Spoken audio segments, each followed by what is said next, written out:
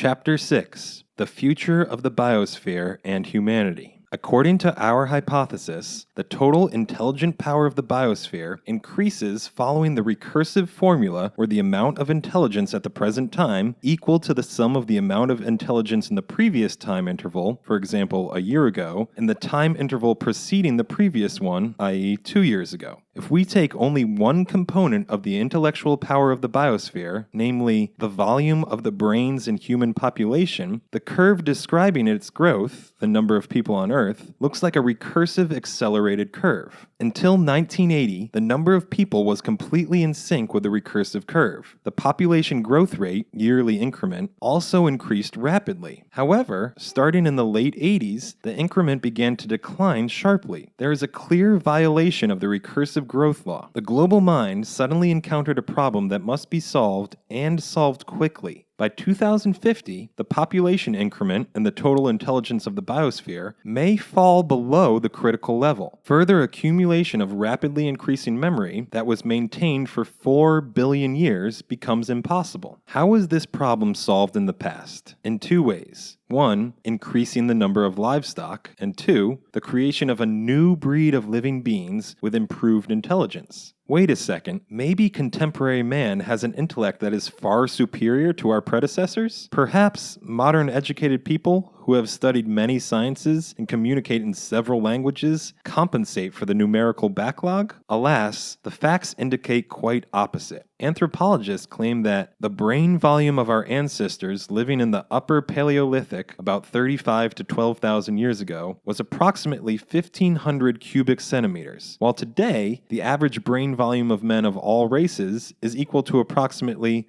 1,425 cubic centimeters, and in women 1,350 cubic centimeters. But the real situation is even more dramatic. Global population endarkenment occurs now and will progress at an accelerated pace with the introduction of modern computer tools, the internet, easy access to information, etc. Just 50 years ago, we needed to keep in mind a lot of information, from the multiplication table to a variety of everyday professional, historical, and literary data. It was considered prestigious to be an encyclopedically educated person and remember the quotes from the books and magazines. Now that is not necessary. To impress the interlocutors, it is enough to look into the phone and fetch any information for every taste from the internet. In addition, scientists are making rapid progress creating artificial intelligence, AI. They are confident that the presence of powerful and intelligent assistants will make us smarter, our activities wiser, and more efficient. In fact, quite the opposite will happen. The more developed becomes the computer technology, the lesser requirements are imposed on our brain. Proof of this is the fact that, in the Western countries, the process of endarkenment is proceeding at an accelerated pace, and over the last 150 years, the IQ has fallen by about 10 points. Despite the fact that the extremely controversial though popular book, Bell Curve, dedicated to IQ research, refers to the so-called Flynn effect, which indicates an increase in IQ in the 20th century, more reliable studies of this phenomenon are refuted. The article, authored by Michael Shea and his British colleagues, 30 Years On, A Large Anti-Flynn Effect, published in 2007, analyzes a more complete picture of the British school children's ability than the IQ test, noting the strong deterioration in this period from 1994 to 2003. If our hypothesis is correct, humanity expects rapid and irreversible changes. What should global mind do, facing a lack of mass and quality of the biosphere intelligence? At least 3 scenarios are possible. Scenario 1. Global mind will do the same thing as it did in previous periods of history. It will create a new breed of living beings, surpassing us as much as we excel other mammals. Humanity will meet the same fate as dinosaurs did. Scenario 2. Global mind will create a new breed of living beings, but will ensure a parallel, non-hostile existence of the new breed with humanity. Scenario 3. The human genius will solve the problem and find an unlimited source of storage of recursively increasing world memory. Let us consider these scenarios in detail. Scenario 1. It seems to me that this is the simplest and most probable one. Global mind has repeatedly solved this problem in the past. As we know, global mind usually uses the old proven solutions. This is why we have so much in common with the genetics of lower organisms, from primates to plants. For example, our DNA is 50% identical to the DNA of a banana. Of the 25,000 human genes, only 300, 1%, differ from mouse's genes. Why would Global Mind look for new ways of developing the biosphere when the old means worked quite successfully for billions of years? Global Mind has a tremendous intelligence and is capable to foresee the chain of events with a new intelligent or super-intelligent species advent. There will be unavoidable competition, which, due to the arsenal of weapons available to mankind, will lead to disastrous consequences. Imagine that in a certain isolated geographical area, for example, on the Nukononu Atoll, a new breed suddenly appeared. They are not strong, rather fragile organisms, but extremely clever. These new creatures immediately begin to build their own civilization, to construct flying machines, build quantum biocomputers, smart homes, and water purifiers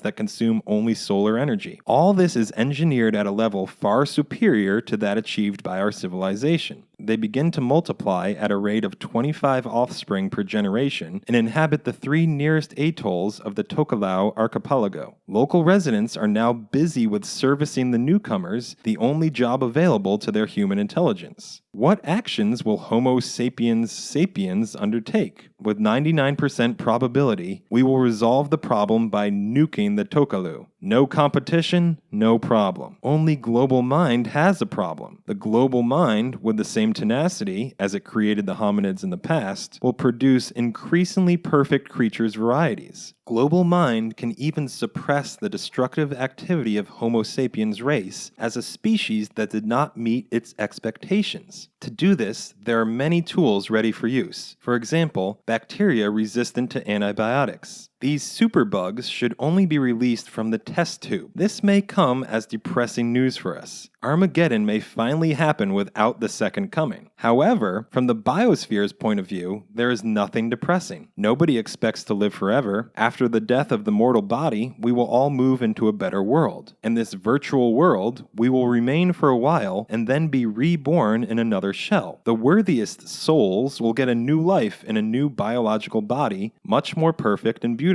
After all, when Global Mind created the man, the first souls arose in new bodies from a previous biological species which was not a human one. There was nowhere else to take the new souls at the time, and somehow it got accustomed to the new shell. Should we resist new aliens? Or better, should we submit to the inevitable outcome and take a new, much more perfect appearance? After all, it might look like angels. Scenario 2. The new living beings arise on the earth and calmly, peacefully, without competition, continue to exist in parallel with its current inhabitants. Is that even possible if the whole history has shown constant competition? The only solution that my imagination may offer would be a complete separation of resources. New beings, or the being, could occupy a food niche that does not overlap with humanity. They could use solar energy or mineral nutrients from the ocean, such an Earthian version of Solaris. Solaris in Latin means pertaining to the sun. It will arise not on the Lost Atoll, but in the entire world ocean, gradually filling it with its quite material mass, and will grow to a size that is billions of times greater than the entire biosphere. The volume of ocean water is 0.3 billion cubic miles, while the entire biomass of the Earth has a volume of 500 million times smaller. This vast reserve ensures the very long-lasting recursive growth of the global intelligence. At the same time, Solaris lives on solar energy and minerals dissolved in water. Humans continue to use the same resources that we are using today, including oceanic inhabitants, fish, crabs, and mollusks.